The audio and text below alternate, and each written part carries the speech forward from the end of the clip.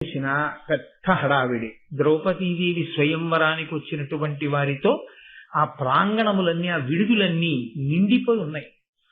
ఆ హడావిడిలో బ్రాహ్మణ రూపాల్లో ఉన్నటువంటి పాండవులు అక్కడికి చేరుకున్నారు.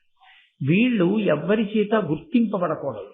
ఎందుచేత అంటే ఇదొక రకమైనటువంటి అజ్ఞాతవాసం, స్వచ్ఛందంగా వాళ్ళకి వారు విధించుకున్నటువంటి అజ్ఞాతవాసం. వాళ్ళు కాని ఫలానా అని తెలిసిపోతే ద్రౌపదీదేవి యొక్క స్వయంవరం మాట దేవుడెరుగు, వెంటనే వీళ్ళని మట్టు పెట్టే ప్రయత్నం దుర్యోధనుడు ప్రారంభం చేస్తాడు. కాబట్టి వాళ్ళు ఒక కుమ్మరి వారి ఇంట్లో అతిథులుగా చేరారు. అంతటి పాండవులు 3 లోకములను శాసించగలిగిన వాళ్ళు కాలము కలిసి రాకపోతే పరిస్థితులు ఎలా ఉంటాయో చూడండి. అక్కడ ఓర్పు పట్టడంలోనే ఉంది మనిషి యొక్క అభ్యున్నతికి హేతువంతా. గంగా తీరంలో